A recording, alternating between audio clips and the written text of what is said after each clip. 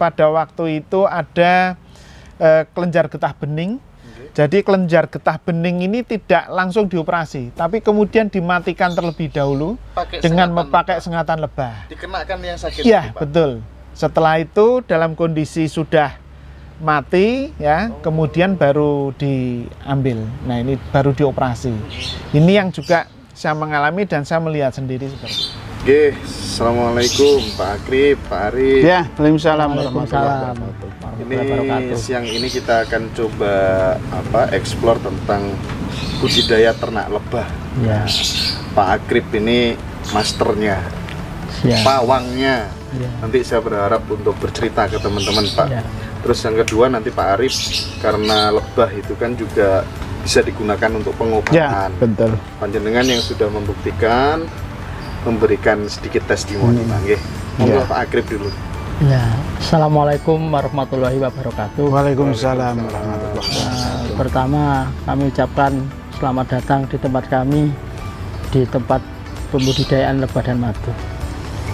Terkait pertanyaan yang disampaikan kepada kami akan saya sampaikan sebatas kemampuan kami yang sudah kami lakukan, bahwa budidaya lebah itu sebetulnya sebuah kegiatan yang sudah dilakukan oleh nenek moyang kita sejak zaman dahulu kala.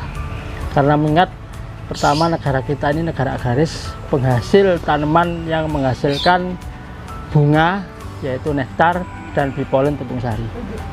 Karena lebah ini sudah mulai dulu ada, kami mengawali untuk menangani terhitung mulai bulan Januari tahun 1990, sehingga sudah 20 tahun lebih, yang mana sekilas informasi saya sampaikan bahwa tujuan pertama budidaya lebah madu adalah untuk meningkatkan perekonomian masyarakat khususnya di pinggiran hutan.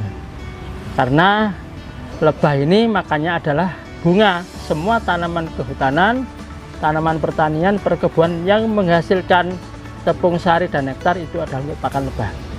Sehingga kalau disampaikan untuk budidaya lebah, wajib lokasinya siap, ada tanaman pakan. Maka yang ada ini sesuai, lebah kami taruh di bawah tegaan pohon yang ada di hutan, mulai jam 5 pagi sampai jam 5 sore bekerja dengan baik, terbang sesuai dengan ayat Al-Quran 68-69 disampaikan, terbanglah kamu si lebah, ambillah sari-sari bunga, yang nektar menjadi madu, bipolen untuk pengan koloni, maka keluarlah madu menjadi obat bagi manusia. Ini yang pertama.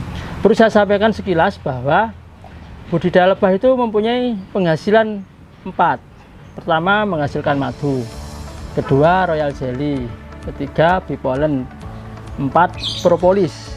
Dijelaskan itu Pak. Ya, madu adalah sebuah penghasilan yang berupa madu itu untuk minuman kesehatan, yang mana dengan minum madu tubuh kita terpenuhi akan zat-zat yang dibutuhkan, mulai vitamin A, B, C dan lain-lain, sehingga imun tercukupi dari madu.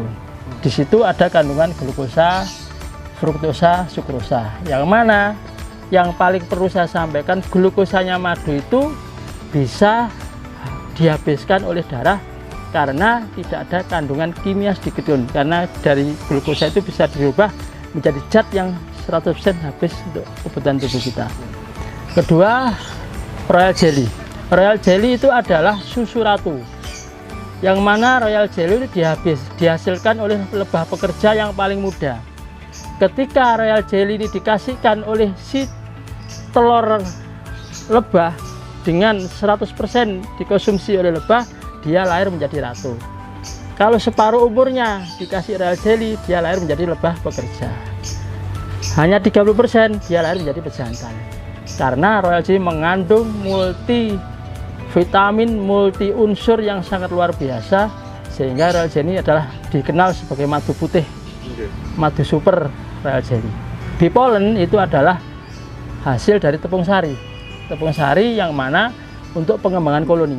Lebah ini bisa, koloni itu adalah kesatuan kehidupan lebah yang terdiri dari lebah ratu, beribu-ribu lebah pekerja, beberapa lebah pejantan. Dalam satu kotak itu dinamakan satu koloni lebah.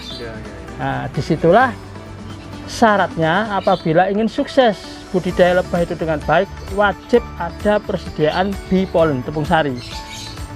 Penghasil bee pollen antara lain saya sampaikan sekilas informasi: bunga jagung, bunga matahari, bunga kopi, dan lain-lain. Ada juga salah satu tanaman juga penghasil nektar juga bee pollen. Apabila ketersediaan hasil bee pollen sama nektar dihasilkan oleh pohon itu tercukupi, maka saya kondisikan 100% bisa panen madu. Tuh yang paling terakhir, ini yang perlu saya pahamkan kepada para petani, para pengusaha madu sama para pejabat dinas terkait, bahwa salah satu yang perlu disampaikan satu pemahaman bahwa madu berfungsi sebagai lebah madu berfungsi sebagai polinasi tanaman. Ini apabila tanaman apapun, jagung misalkan, buah-buahan dan segala tanamannya ditanam oleh para petani, itu kalau perkawinannya dibantu oleh si lebah, maka produktivitas hasilnya meningkat. Contoh, sekarang jagung dapat 1 ton, kalau dibantu oleh si lebah akan menjadi 1,5, 1,5 ton. Sehingga di sini tidak ada bahasa yang menyampaikan ini ada lebah maka jagung tidak panen, itu salah. Ini buktinya, kalau di Australia sana lebah itu disewa, Pak. Disewa, misalkan saya punya 10 sampai 100 lebah, disewa, ditaruh di tanaman apapun dengan tujuan menaikkan kuantitas jumlah panen yang melimpah. Karena faktanya dengan dibantu polinasi lebah, semua tanaman apapun yang ada di hutan, di kebun, di pertanian, hasilnya meningkat dan akan menghasilkan hasil yang maksimal, Pak. Ini yang perlu digarisbawahi. Ini yang masih belum sepaham dari peternak lebah sama tempat yang ditaruh lebah, sehingga di sini masih ada mispemahaman. Maka saya di sini berusaha siap untuk memberikan sebuah edukasi, pemahaman apa sih kalau kita taruh lebah, fungsinya yaitu tadi, diingat, pertama penghasil madu, kedua royal jelly, ketiga propolis, keempat bee pollen. Oke, Pak Agrip, jadi itu tadi apa tuh namanya teknis dasar, pengembangan ternak madu. Gitu. Sekarang saya ingin geser ke Pak Arif. Pak Arif ini salah satu pejabat terkait, ya. Ini yang menginisiasi juga. Kenapa kemudian ada ternak madu di kawasan hutan jati ini? Gimana dulu? Awalnya seperti apa, Pak? Jadi begini ya. Ini sebenarnya arahnya ke arah pemberdayaan. Jadi pemberdayaan, kebetulan juga di sini ada anak yatim juga yang ikut di sini. Nah, di kawasan ini kebetulan kita juga mempunyai ahlinya, yaitu Pak Agrip. Pak Agrip ini yang sudah berpuluh-puluh tahun menangani terkait dengan lebah. Nah, sehingga ini sangat iman sekali seandainya kemampuan dari Pak Agrip ini tidak dikembangkan. Itu dari sisi ternak lebahnya. Kemudian yang kedua dari sisi pengobatan. Sekarang ini banyak sekali istilahnya penyakit-penyakit yang memang tidak tertangani dengan baik. Dan tentunya ada alternatif, salah satunya yang terkait dengan sengat lebah. Ini juga potensinya luar biasa untuk pengobatan terhadap masyarakat. Nah, terkait dengan potensi yang ada, jadi memang kami ingin ada pemberdayaan kepada masyarakat, terutama juga pemuda, remaja yang memang saat ini untuk mencari pekerjaan juga agak kesulitan, sehingga kita arahkan. Mungkin yang pendidikannya terbatas, kita arahkan pemberdayaan, termasuk salah satunya itu untuk ternak lebah. Nah, ternak lebah ini mungkin baru sebagian, karena nanti yang di awal sebenarnya kami sudah mengawali dari tanam porang. Walaupun kondisi porang seperti ini, tapi tetap jalan. Kemudian juga akan kami kembangkan juga tanaman-tanaman yang lain, karena memang kalau nanti ada peternakan lebah berarti di situ harus ada makanannya, termasuk salah satunya tentunya yang kaitan dengan bunga misalnya, sehingga nanti mungkin ada petak-petak yang akan kita tanam bunga matahari, mungkin akan kita tanam petak untuk tanaman kaliandra, di mana kaliandra ini bunganya bisa untuk lebah, tapi nanti daunnya ini bisa untuk makanan ternak, salah satunya kambing. Nah, sehingga nanti kambing ini pun, ini yang sementara ada beberapa, nanti akan kita kembangkan. Sehingga ini nanti merupakan suatu kawasan terpadu sebagai edukasi yang tadi disampaikan oleh Pak Agrip, edukasi baik itu yang terkait dengan ternak lebah maupun tanaman-tanaman yang lain. Dan alhamdulillah bahwa saat ini tempat ini pun dengan bertanam porang ternyata juga ini menjadi sasaran untuk anak-anak SMK pertanian yang praktek di sini. Dan alhamdulillah mereka mendapatkan ilmu dari situ. Nah, ini kan luar biasa. Sehingga kita kembangkan lagi nanti termasuk terkait dengan ternak lebah. Nah, ternak lebah ini pun nanti akan kita kembangkan, mungkin tidak hanya ternak lebahnya saja, tapi bagaimana bisa mengolah lebah, bisa mengolah madu itu menjadi suatu nilai yang luar biasa, termasuk dalam hal pengobatan. Itu mungkin gambarannya, sehingga ini kami sangat tertarik sekali dalam hal ini adalah untuk pemberdayaan. Itu. Tapi kalau berbicara tentang pengobatan, katanya Pak Agrip kan, Pak Arief dan Ibu itu sudah sering mencoba bagaimana kemudian rasanya disengat lebah secara sengaja untuk niat pengobatan. Coba betul. Barangkali ini bisa menginspirasi teman-teman kita di sana, Pak, yang lagi sakit dan sulit menemukan obat. Monggo diceritakan. Luar biasa ya sengat lebah ini. Mungkin saat ini orang berpikiran, wah, disengat lebah itu seperti apa? Kita membayangkan kalau disengat lebah, misalnya yang namanya tawon das, itu memang luar biasa. Tapi kalau disengat lebah madu, ini efeknya sangat luar biasa. Tapi kan sakit, Pak? Sakit, tapi hanya seperti semacam disuntik saja, celekit gitu aja sekali. Dan memang ini pengalaman kami, kebetulan kami bersama istri maupun keluarga ini sudah sering kali yang terkait dengan pengobatan dengan sengat lebah ini. Yang pertama, ini pengalaman pribadi, jadi istri ini yang dulu, mohon maaf, dulu kalau haid seperti itu nih dalam kondisi yang sangat sakit luar biasa, bahkan boleh dikatakan mau pingsan, ini kalau haid. Nah, kemudian disengat lebah di seputaran pusar maupun tempat-tempat yang lain, karena memang secara prinsip bahwa sengat lebah ini tidak ada efek samping, tidak berbahaya. Jadi disengat misalnya di mata, ya insya Allah nanti penglihatan di mata ini akan tambah jernih, tambah jelas.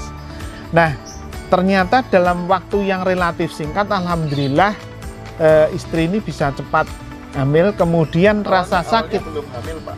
Belum. Ya. Dan itu kalau itu yang dirasakan sangat sakit luar biasa. Nah, ini alhamdulillah satu kali sengatan ada beberapa tempat ini alhamdulillah sudah berkurang.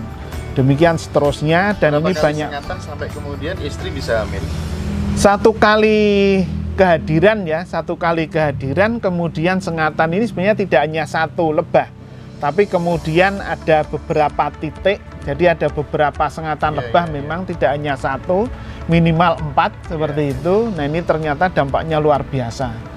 Kemudian kalau dan ini memang testimoni ini kami mendapatkan juga ada beberapa tetangganya, alhamdulillah ini juga yang nikah sekian tahun belum mempunyai anak, ini alhamdulillah sekarang semuanya sudah diberi momongan. Nah, sebentar Pak, sebelum ke orang lain, jarak antara disengat lebah istri tadi sama sampai kemudian mengandung atau hamil itu berapa lama kira-kira? Kurang lebih 3 bulan ya. 3 bulan, alhamdulillah. Di mana itu, Pak? Itu kebetulan di Salatiga, ya. Dan itu dokter sempat heran, loh, kok sudah hamil? Padahal dengan kondisi seperti ini biasanya agak lama. Ini yang disampaikan dokter, jadi testimoninya dokternya yang justru kaget, seperti itu. Kalau dari keluarganya Pak Arief tadi, yang tadinya belum mengandung, ada juga? Itu dari saudara, jadi tetangga, ya, itu kebetulan juga mengenai sama.